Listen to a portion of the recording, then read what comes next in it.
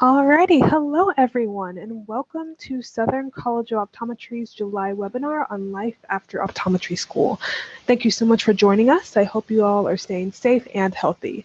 My name is Avery Cunningham, and I am a Student Services and Admissions Officer here at SCO.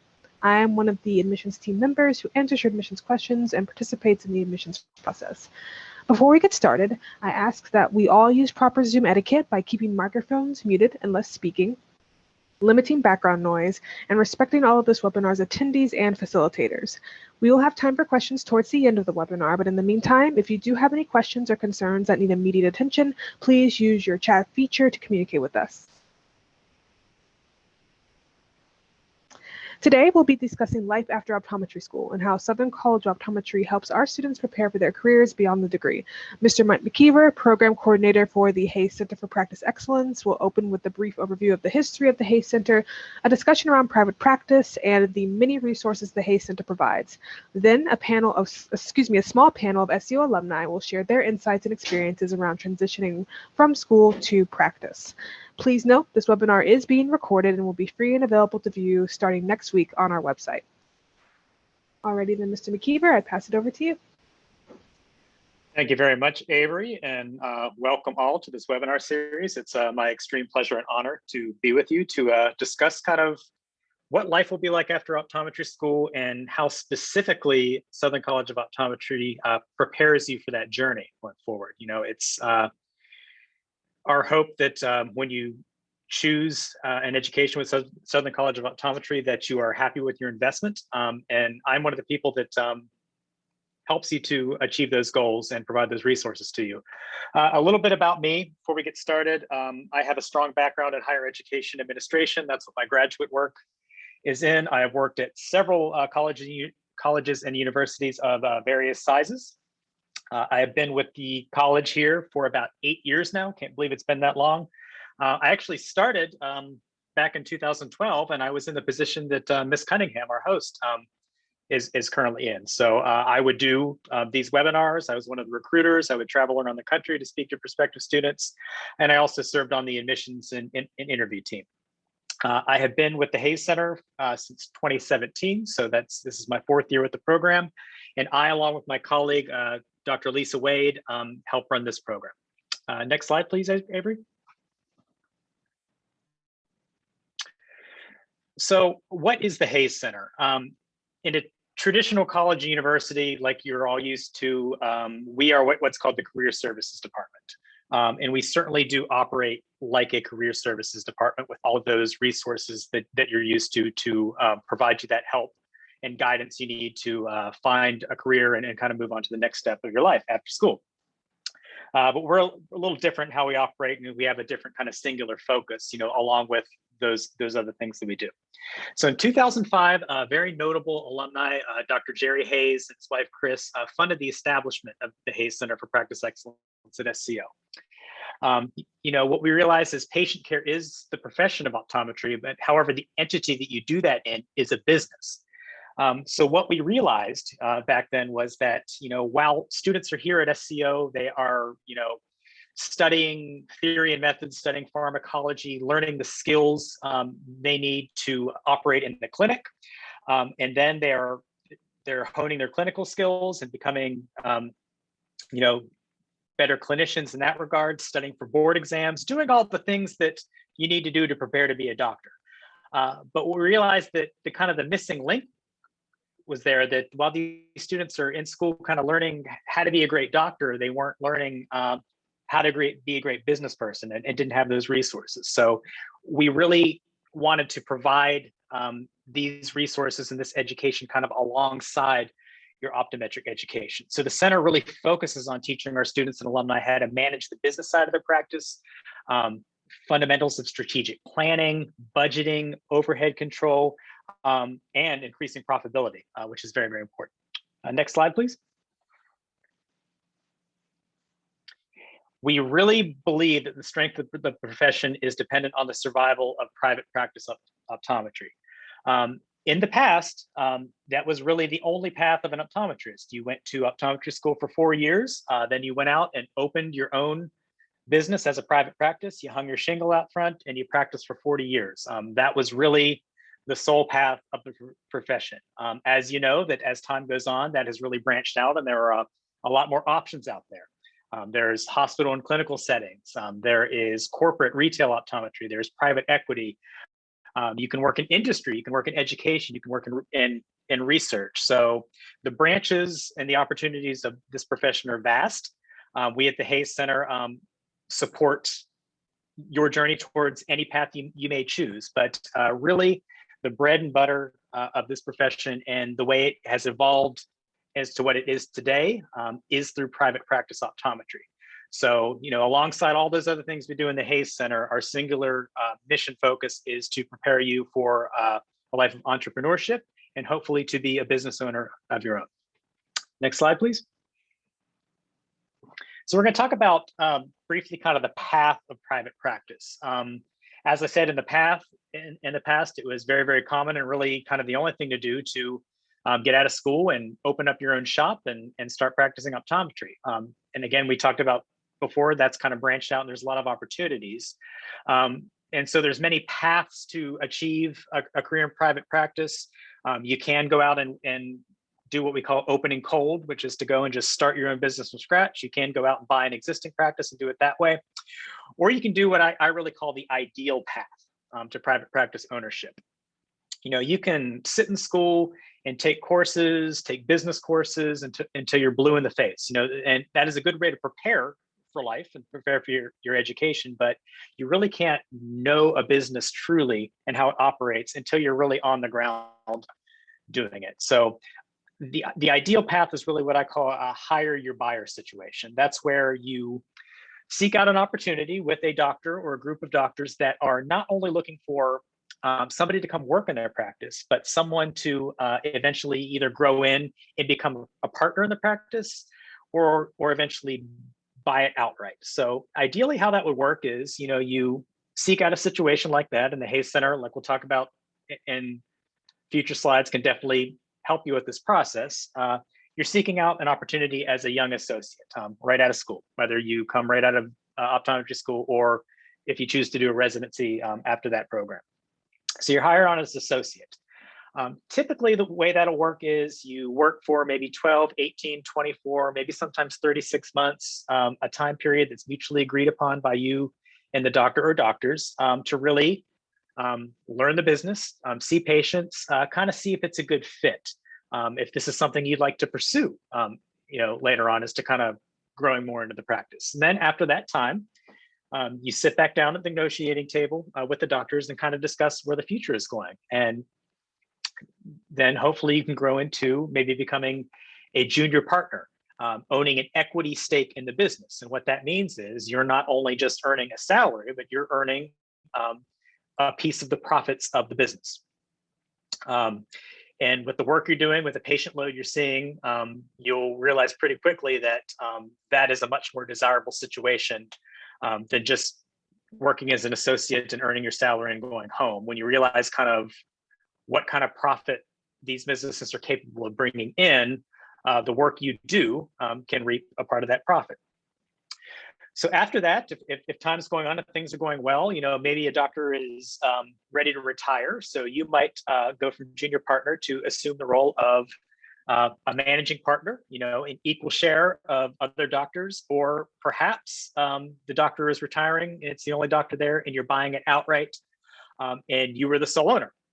So there are, many paths to choose from there. And so then at this point in your career, you find yourself being the owner of a private practice. So then we're kind of looking at, you've kind of reached the pinnacle, and we're kind of looking at a growth phase and towards, making transitions, kind of thinking about the next horizon in retirement after that. The growth phase might be hiring associates of your own. So, the shoe would be on the other foot in that regard, when you actually be hiring young associates to kind of get them started in the process that you went before. This could involve maybe opening up satellite practices or different offices. So doctors do that all the time, that maybe their patient base has grown beyond what they're able to provide, or they see that another market, in another part of the county or town has a need for an optometrist. and they open up multiple offices. So that happens all the time. So that's again what we call our growth phase. And then kind of the final horizon when you're thinking, kind of towards the end, when you're, thinking about maybe slowing down a little bit or not wanting to work anymore, that hopefully all of us can get to that point. And if we planned well, you want to start thinking about the transition in the next phase of selling your practice, turning over the reins to, a junior partner that has been in your shoes before, that is waiting for the next step. And then hopefully that at that point, you've maybe have one or more practices, you own the real estate, you've made solid investments, you're really ready to sell that asset that you have, seen grow over the past 30 years. And that is really what funds your retirement. So that's kind of a whole kind of career path from kind of where you are now to a young associate to a retiring OD down the road. Next slide, please, Avery.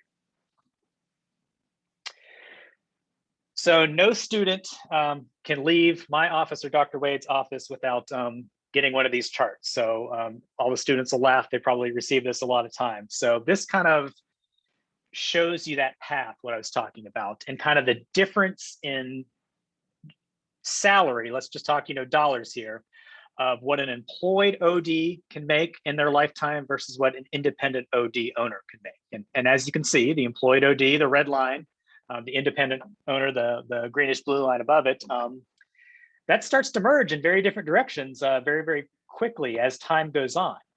That's not to say that you cannot have a very good, rewarding, and well-compensated career being an employed OD. Earning a doctorate and getting a job as an optometrist pretty much guarantees you a livable salary that's only going to increase with time. So you can do very, very well doing that throughout your career if that's what you'd like to do. And depending on the modality you choose, that might be what's available to you. So I never want to say that that's not a good option. But the real path to freedom, as you can see, is an independent owner or an owner in a group practice. I'm not just talking about financial freedom. That is definitely a big part of it, but that's not everything. The sole reason that you're becoming a healthcare provider should not be driven just by profit. It should be driven by service and passion and wanting to help people. So that's the important stuff. But the good benefit on the other side is it's gonna pay you a very decent salary and give you the opportunity to be a business owner and grow your wealth that way. And when I talk about wealth, it's not all buying sports cars, Bentleys, private yachts, things like that. If that's what you want to do, that's great. But when I talk about financial freedom, I'm talking about being able to purchase a house in a school district that's going to provide a quality education for your children, sending your children to a great college to make sure that they have the opportunity to get the same level of education that you had. When it comes time when your parents are aging or ill, having the financial resources to support them through that. That's really what I talk about financial freedom, and also having the ability to retire when you want to and spend your golden years doing things you'd like to do other than working. That's really what I'm talking about with financial freedom. But business ownership or partnership can also give you other kinds of freedom too, freedom of your time, freedom of decision-making. So all sorts of freedom that can come with business ownership like that. So that's really what this is all about. Next slide, please. So what kind of resources does the Hayes Center provide? So number one, we are a 4-year co-curricular program that is kind of moving along at a steady pace alongside your didactic and your clinical education. So we have touch points, multiple touch points during all 4 years of your education here. And I and Dr. Wade, aside from that, are available to talk with you, meet with you, provide what resources we can. Sometimes just to be a shoulder to lean on, sometimes a resource to bounce ideas off of at any time you need. So we're there to do that. And I'll go into all of these in greater details and further slides. So just kind of go through these quickly. We have a lot of networking, meet and greets events, both on and off campus. We have lunch and learns available all 4 years. We're bringing guest speakers. We have a big program during your 3rd year before you go on externship called Bonvoy Eyes. We have a senior capstone program where you all come back and meet as the last time before graduation. I have a very robust program for that. We offer a wealth of continuing education opportunities for our alumni.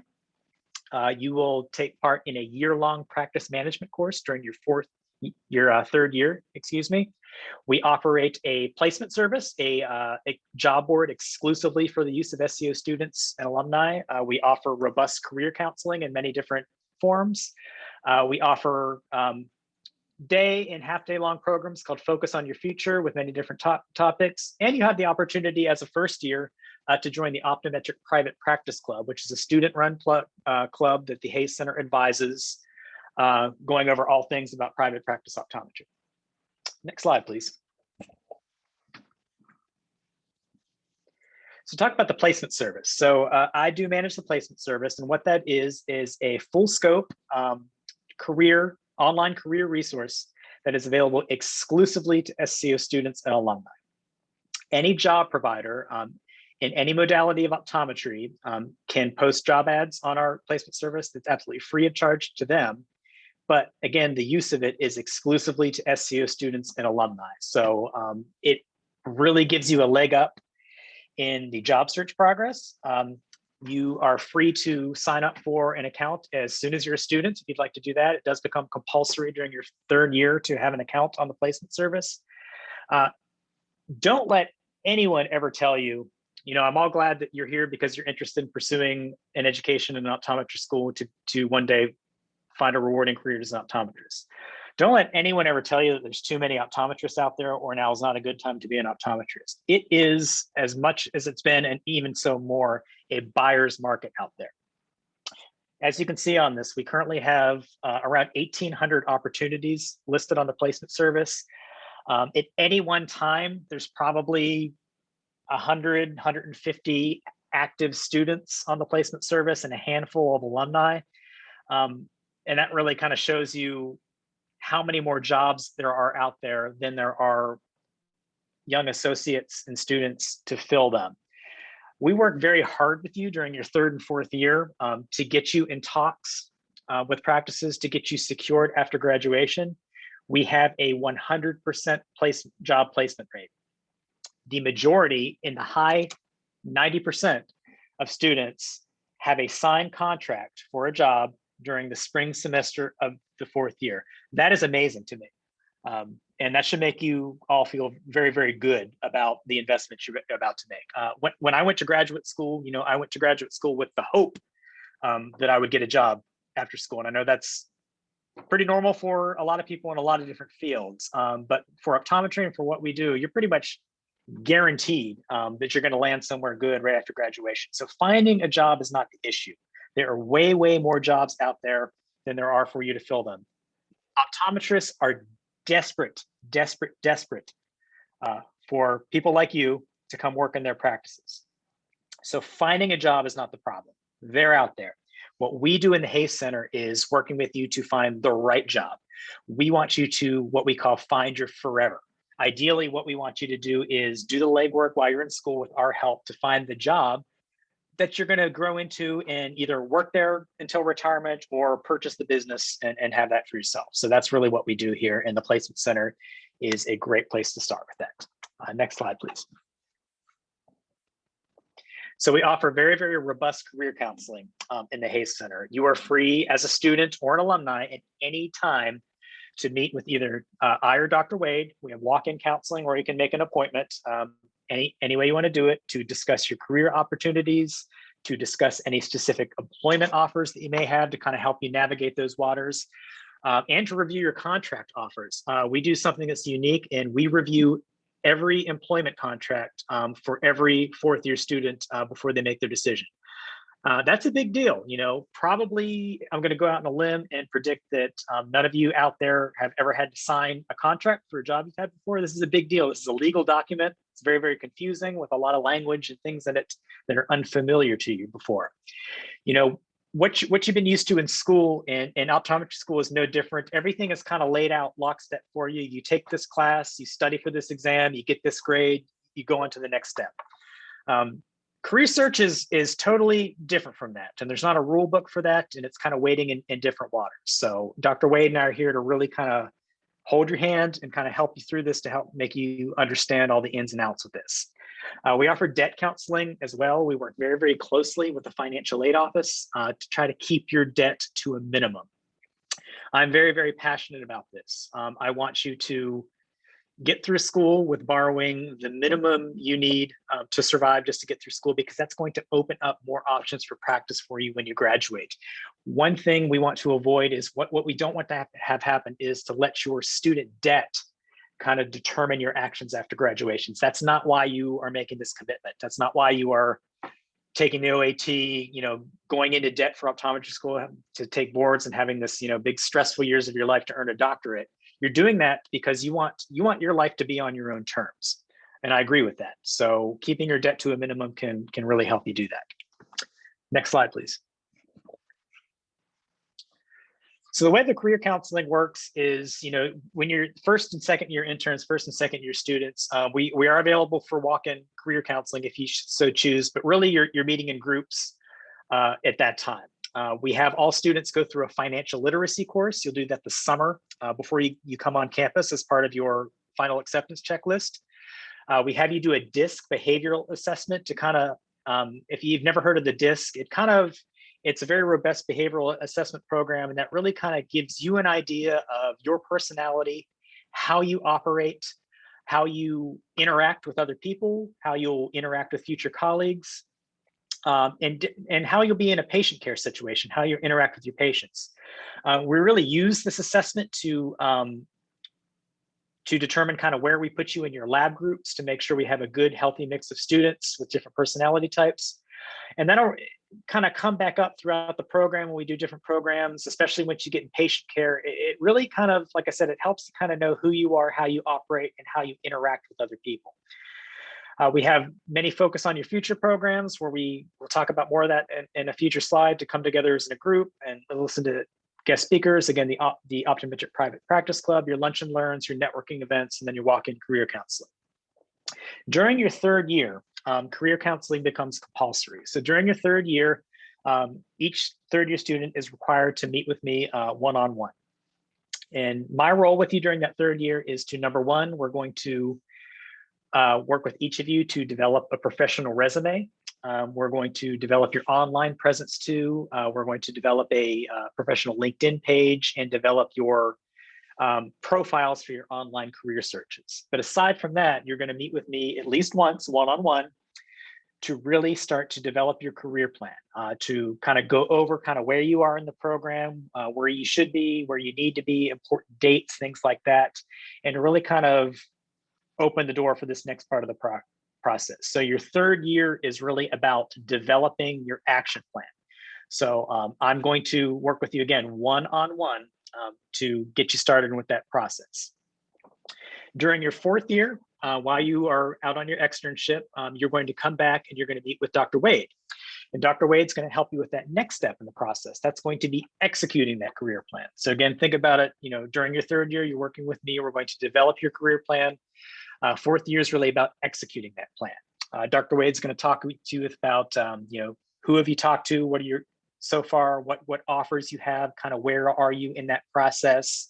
And then when the contracts start rolling in, the two of us are going to work with you individually to kind of review those employment agreements. And then hopefully, fingers crossed, like most of you, that during your spring semester of your fourth year, you've locked down the practice of your dreams. And before you even walk across that stage for graduation in May, you know where you're going the next week. You already have your job lined up. So that's kind of a little bit about how our career counseling program works. Next slide, please, Avery. So focus on your future programs. These are very robust programs where you come together as a group and they're offered all 4 years with different topics. During your first year, again, we'll do that DISC behavioral assessment, and then we'll come back as a group with a representative from the DISC program to kind of go over that with you and kind of help you understand your DISC, help you understand your personality traits, and kind of how you relate to others. During the first year, that is also very, very popular. We have a large panel discussion with optometrists from about every modality of practice that you can imagine, to kind of have them go over the ins and outs of all the different modalities, why they chose the career path they chose, to kind of give you an idea of, number one, how many options they are, and robust information about all of those options to kind of give you an idea of kind of where you might be leaning. Do I think maybe I want to work more in private practice? Do I want to work in a referral center next to ophthalmologists, hospital, clinical setting, military, industry, academics, research? So we just want to make sure you have exposure to all of that. Kind of as we get longer, more in the program, and you're kind of getting settled where you want, we have speakers come in, practice consultants to give you the ins and outs of the business sides of optometry, things like that. So any topic you can think of related to the profession and what you might be interested in during the 4 years, we have very robust programs to expose you to that. These are not set in stone. The profession of optometry is evolving each year. New needs develop, new technologies emerge. So Dr. Wade and I stay really at the forefront of that and adjust our offerings to the needs of the profession. So it'll be kind of different each year, speakers that we invite to campus, and different topics we cover in that regard. Next slide, please. So during your 3rd year, alongside meeting with me, you are going to be taking with Dr. Wade a year-long practice management course. That's going to be your fall and your spring semester. And that is going to take you from the ground up, step by step, what it takes to either grow into, open, buy, and start your own private practice. And we're going to be getting into balance sheets, profit and loss, human resources, staffing, building leases, owning your real estate versus renting, anything you could think of that falls within the purview of managing an optometric private practice. We're going to prepare you for that during your 3rd year. And that's good that it's concurrently, going along work you're doing with me in the Hayes Center to kind of accentuate and complement what you're doing in the practice management course. A lot of this to students, during your 3rd year, you're in the clinic and you're doing that, and these business principles might seem a little over your head at the time. That's fine. But this kind of really comes into play maybe a year or two after graduation, when you're really sinking your teeth into getting your business off the ground, and all of this stuff comes flooding back, and you'll realize the value of this practice management course.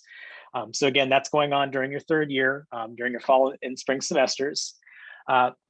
At the end of your 3rd year, before you all leave and go on your externs during your 4th year, we have you all come back together for one last time to meet as a group. We have a program called Bon Voyage. This is a 3rd year special program. We're going to, again, have different guest speakers about various business aspects of optometry. We're going to talk about how to make the most of your externships. We're going to bring back current students that are in their externship rounds to kind of go over their experience, how best to prepare. If any of you at that time are interested in pursuing residency education after graduation, about 30% of graduating students do pursue a residency. We're going to have residency supervisors and current residents come speak to you about what it takes to be a successful residency applicant, how to prepare for that process, and kind of what to do from there. And again, if you are interested in pursuing residency education, I am available also as a resource to kind of help you dot your I's and cross your T's, kind of prepare your application, prepare your CV, prepare your letters of intent, to make sure you're a successful residency candidate. During the Bon Voyage program, we also have one of our favorite programs in the Hayes Center. It is the Hayes Center Practice of Excellence Awards. And what that is each year we reward 3 young alumni that have graduated 10 years or less to come back on campus and receive an award for success in private practice. And we break that down into 3 categories. These are, again, alumni who have graduated up to 10 years ago. So these are, fairly recent graduates.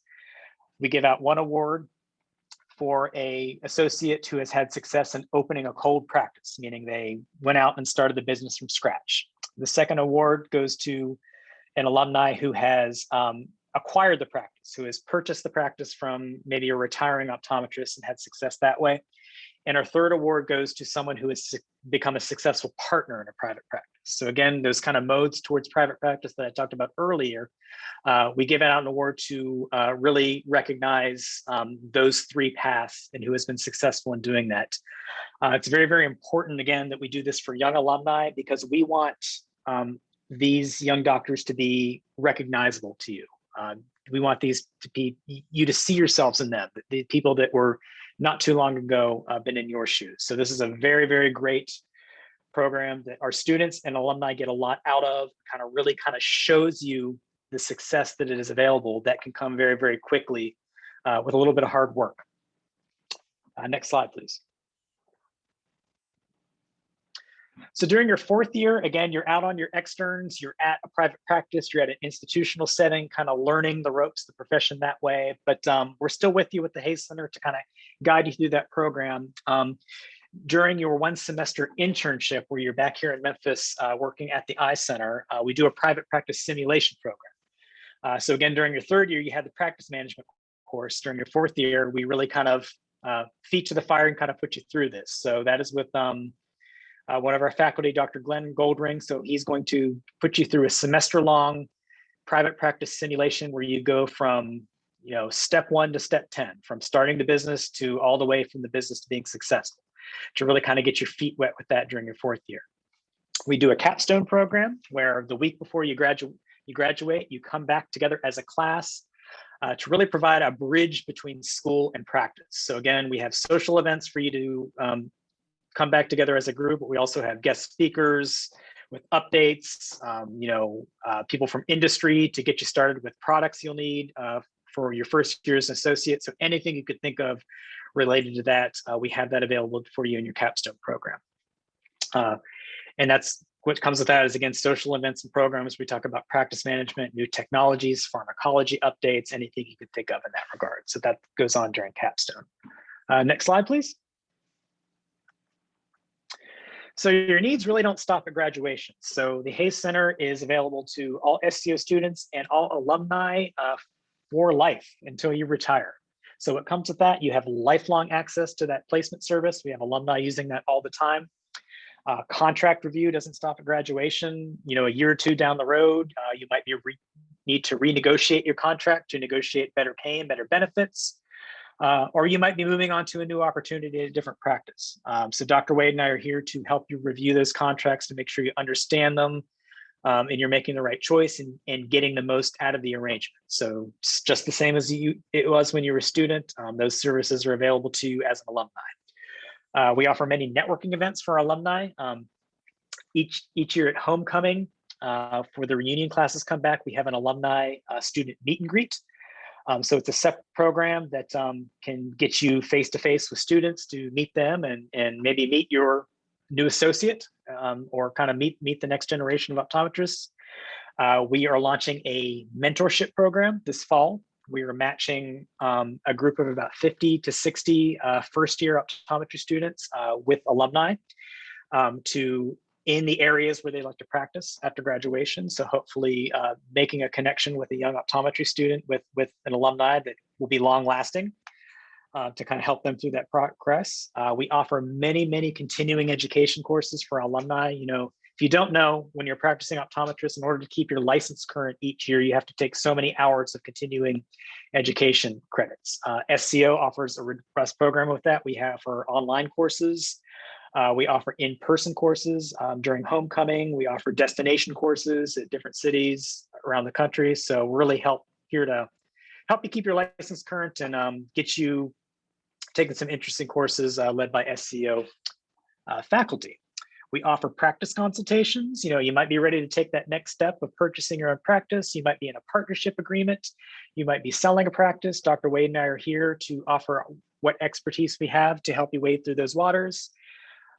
If your situation is complex or goes beyond our level of expertise, we have a wealth of resources of trusted and vetted professionals that we can steer you towards to help you through these situations and these transitions you're going through.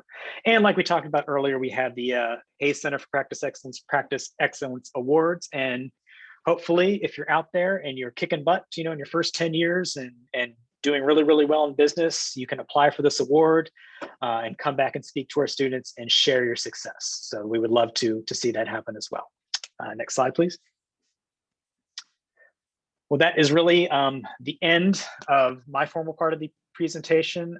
Thank you for listening to everything that the Hayes Center for Practice of Excellence has to offer. I know we'll do a Q&A at the end, but for right now, I'm going to hand this back over to Avery, and she's going to introduce the next section. All right, wonderful. Thank you so much, Mr. McKeever. And like he said, he will be sticking around for the Q&A towards the end of our webinar. But now I'm happy to introduce two members of the SEO class of 2017, Dr. Eric Henderson and Dr. Aaron Kane, to talk a little bit about their own experience transitioning from SEO and being in school and being in pursuit of that optometry degree to a professional career and a practice. Dr. Henderson, Dr. Kane, if you'd like to introduce yourselves. Sure, I'll go first if that's okay, Aaron.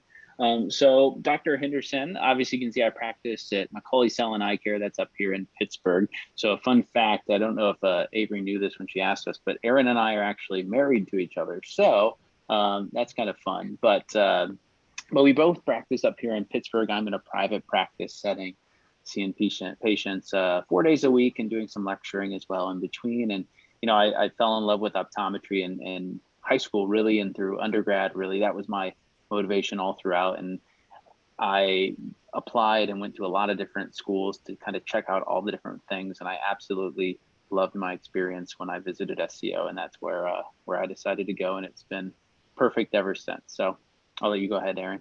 Dr. Khan. Thank you. Yeah. So I started in private practice when I first graduated. That was the original plan, but things kind of evolve and change when you're out there. So now I work in medical pediatrics at the Children's Hospital of Pittsburgh. And then I also teach students. So you guys, I'm sure you've already heard whisperings about the boards that you have to take as you come into your third and fourth year. So I also travel to different schools to lecture and help with board review. So I do a little bit of both patient care and teaching. And both Eric and I are very well known to the Hay Center because we use them and their resources so much. And so we'll talk more about that as we go, but thank you. All righty, thank you both so much. We'll start off with our questions. This is for both of you. When did you begin preparing for your career after graduation? For example, when did you begin to work on your resume, research open positions, etc.?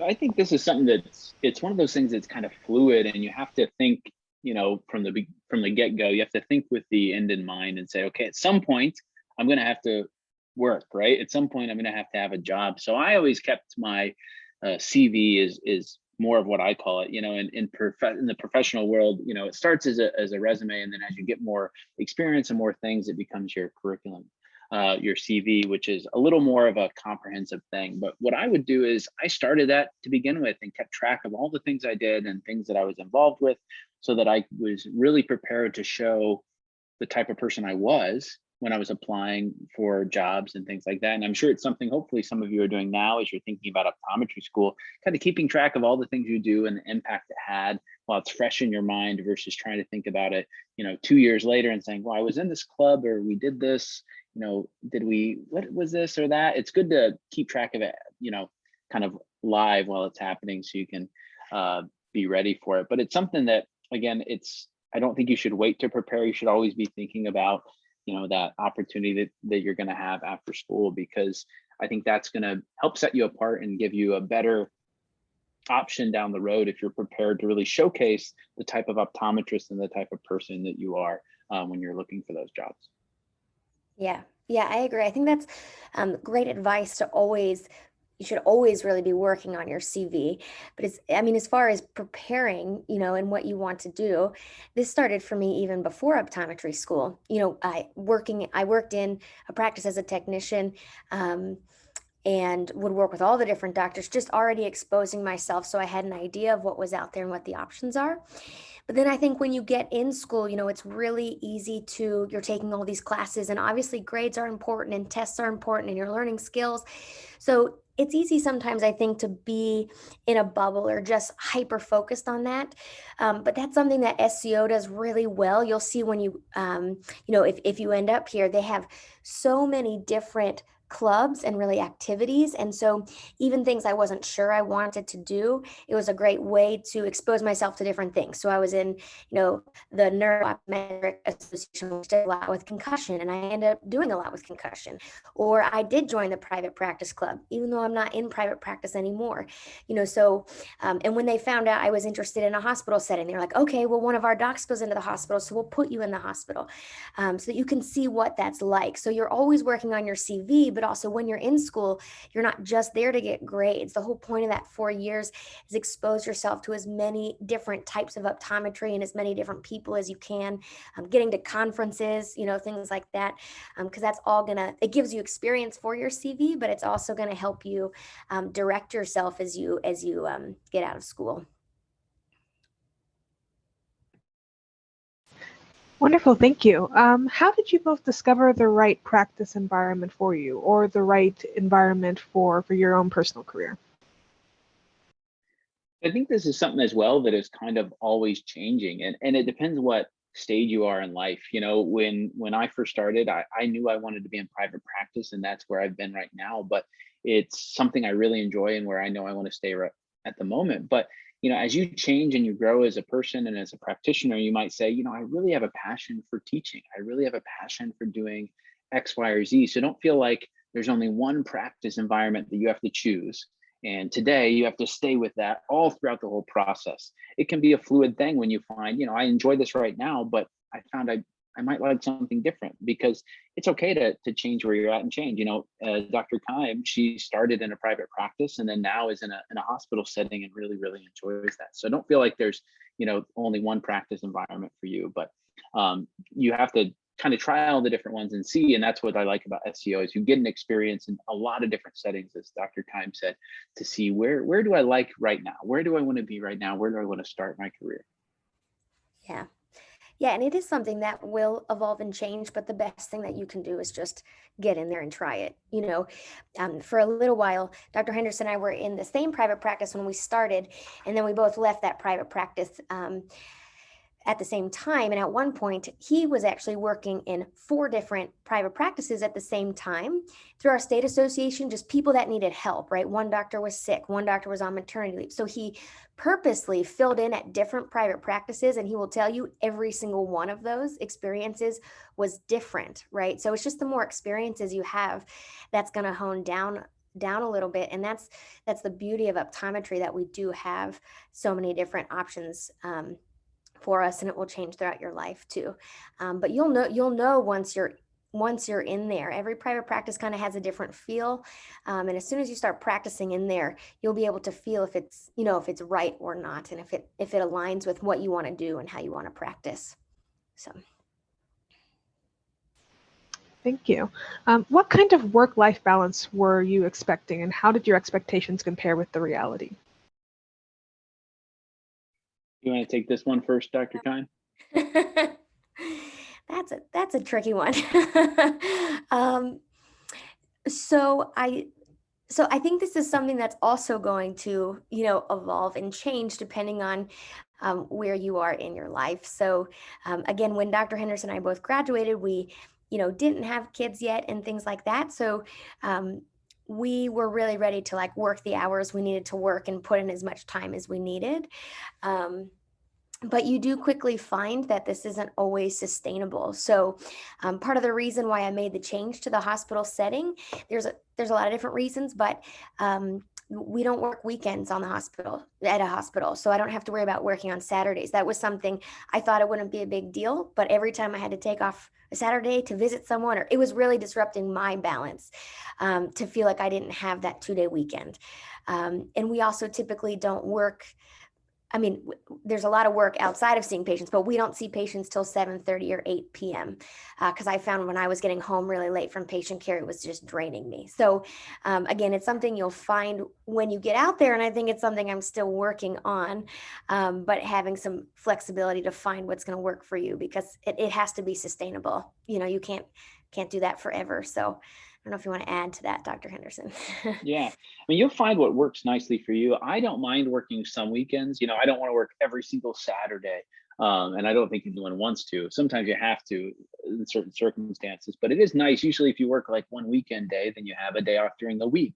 And it's really nice because then you can get to places when it's not as busy and there's, more availability for hours to get, a haircut, things like that, things of that nature. So it's kind of nice. You can kind of be flexible in that way. Or I even have some, some of the optometrists around this way, they, either work all their time in one practice or they actually work part-time in two practices so they can be flexible in terms of always having some time off and not being, just tied down to one place, which is kind of nice. So. Thank you. Did either of you pursue residency? If so, why or why not? So we actually ended up, neither one of us did residency. We both were interested in doing residency, but we actually had an opportunity to potentially buy a private practice right out of school. And we didn't want to pass up that opportunity because we thought that was something that we really wanted. And so we took the job instead. I will say, as you can see, so that opportunity didn't necessarily work out the way that we thought. But we both have had, tremendous experience, I think, that has allowed us to do other things too. So there's definitely pros and cons to doing both. I don't know if and that's where, can I interrupt really quick? Yeah, absolutely. Erin, but that's where like the Hayes Center for Practice Excellence helps a lot too. Because even after you get a job, it's not just getting a job. It's okay, I'm in this job and it's not what I thought it was, or it's something different. Reaching out to them to help for how to pivot and how to change what you need to do and how to do things appropriately in terms of a professional way so that you're not burning bridges, but also a legal way so that you don't do something wrong. But it's really, they're such great resources, to call Dr. Wade and have her say, I told you so, or, listen to all the things she taught us and saying, I know I should have listened, but here I am. But they're so grateful to help and they love to help too. That's the kind of fun part, is they like getting the calls and being able to help us through the problems or the issues or any of the things that come up while you're going along the process. Thank you. And carrying over from that, could you talk a little bit more about the SEO resources and the ones that you found most helpful when preparing for your life post-school? I think for me, it was just, it's kind of, I don't think I could pinpoint it to one specific resource. It's really how all the different things are put together to support you in a comprehensive way that is really important. It's not just help finding a job. It's not just help with contract review. It's not just help with the little details throughout. It's how all those little details come together to help better prepare you and make sure that you find the right fit or prepare you to open your own practice and do all those things. To me, it's really hard to say this one thing was the best, because I think the whole platform and everything they have was really exceptional. And when I talk to schools and other students at other programs, they don't have the same thing that we had at SEO. And sometimes I'm surprised. I'm like, oh, you didn't have someone that taught you this, or you guys only had like a half a semester about this. Ours is so comprehensive and so helpful. I am just so appreciative. It's too hard to say one thing was the most important, but I think just having that personal touch is really important. Being able to call Dr. Wade or my Mr. McKeever on the phone and say, hey, this is what's going on. How can you help? And having that personal connection, I think, is the most important thing. Yeah, I agree. It's really the resource as a whole, because again, like I said, we like at college, right? Your whole job in college is just to like be a student, right? Do well, be a student to get into grad school. Well, I think the way that the Hayes Center has their program set up, it really starts from your first year, and they make you start thinking about these things every year, which is important, because then when you do get to fourth year, it's not like, you made it through school, but now like, what do you want to do? And how much money do you owe? And all these things. And you could get very overwhelmed if you haven't thought about life after school for 4 years. But they start planting those seeds really early, even helping you with your, personality assessments and things like that. So it's something that, yes, you're focused on school, but you always are also tuned into what's the bigger picture, right? Why am I doing all this, and what's my future end goal and my future end game? So just the way they have it integrated into the entire curriculum, I really think is so helpful. And Avery and Mr. McKeever, I have to hop off because I have a patient ready. But I just want to say thanks for letting me be part of this. And feel free, if any of the students on the call have questions or want to reach out to me, feel free to share my email address with them as well. So thanks for letting me be part, and good luck to all of you students that are here today. Thank you so much, Dr. Henderson. Considering that, I think we may go ahead and transition over to questions from the attendees for you, Mr. McKeever, and you, Dr. Kime. So for our attendees who are present, please use the chat feature, the Q&A feature, if you have any questions around the HACE Center or how to go about transitioning into the world of career and professionalism after graduating. We can go ahead and open it up for questions.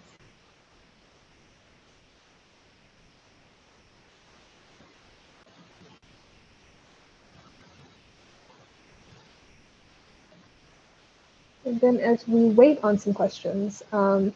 Aaron, do you have any last bits of advice for maybe students who are not sure exactly what they want their career to look like after going to optometry school? Yeah, first of all, I would say that's totally normal and totally healthy. You know, I'd say there's very few students who come in saying like, I've known since I was this years old that I want to become an optometrist and own my own practice with 4 locations. And, you know, it's okay not to know because and sometimes I think it's almost better to be more open-minded when you're in school. But just remember, your job in school, it's not just about grades, right? It is about, you know, just exploring as much as you can.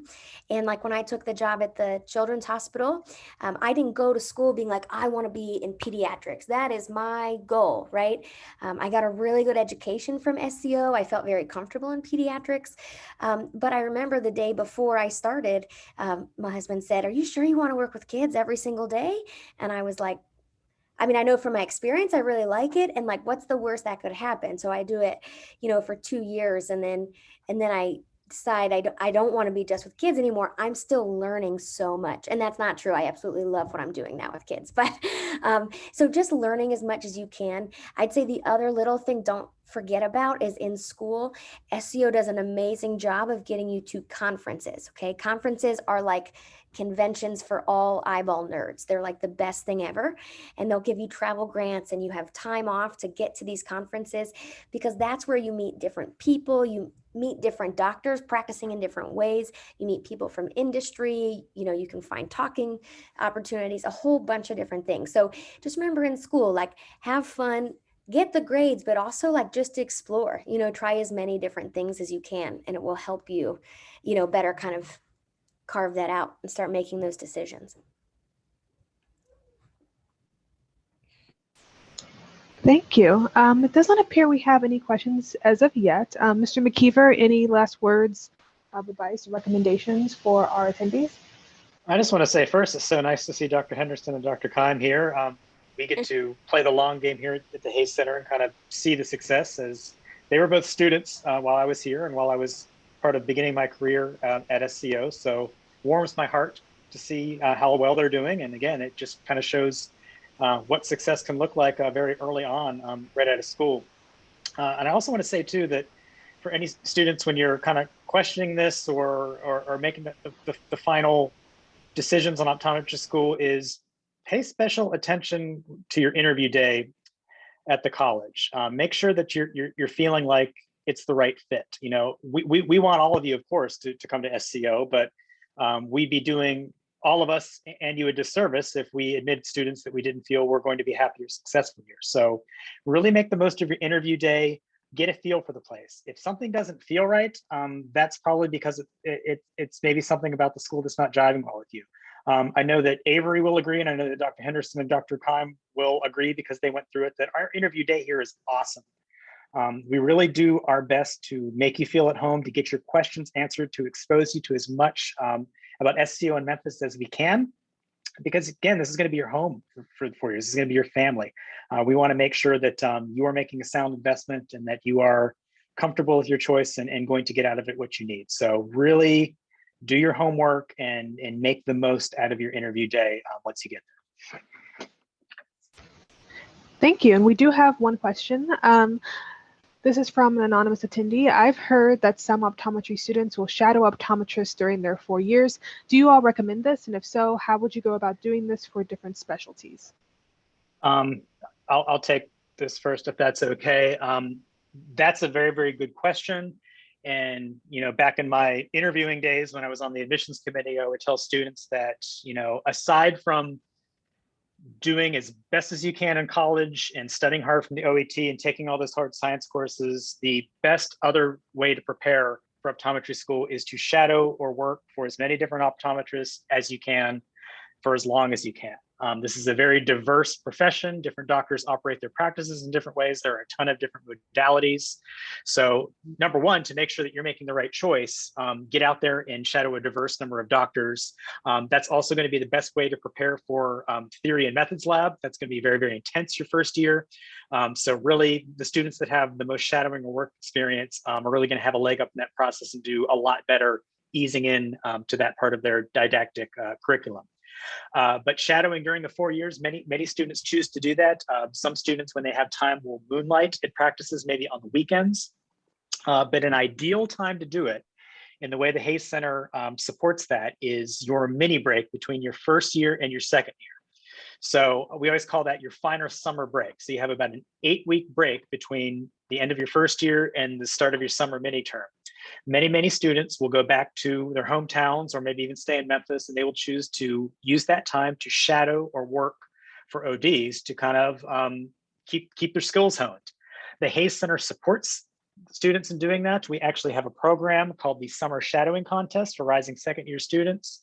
So I have $1,000 in prizes that I reward to the top 3 students that complete the most number of hours during their summer mini term. Funny enough, I just closed the contest for this year this past Friday. So I am right now reviewing all those materials.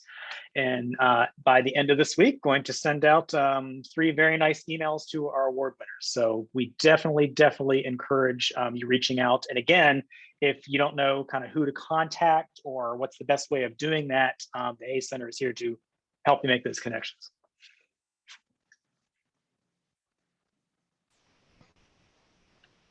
Alrighty, then I believe that is all of our questions. But for all of our attendees, Mr. McKeever's email is on the screen. I'm sure he would welcome any questions that you have after the fact, and be sure to connect you with our 2 guest facilitators as well if you have any questions for them. But we're going to go ahead and close out with some quick announcements. Our next webinar will be held on Wednesday, August 18th at 1 p.m. Central Time, and the focus will be mastering the admissions interview. This webinar will be hosted by Joe Hauser, our Vice President of Student Services. The registration link will be live on the website tomorrow. If you haven't done so already, I invite you all to request more information by signing up for our inquiry form. You will receive a personal advisor and a personal brochure with information relevant to your goals and experiences. Thank you again to Mr. McKeever and our alumni for sharing their time and experiences, and a special thank you to all of the attendees who have joined us. We hope to see you all at the next webinar in August, but in the meantime, have a great rest of your week and take care. Thank you, guys. Good luck. Thanks. Bye.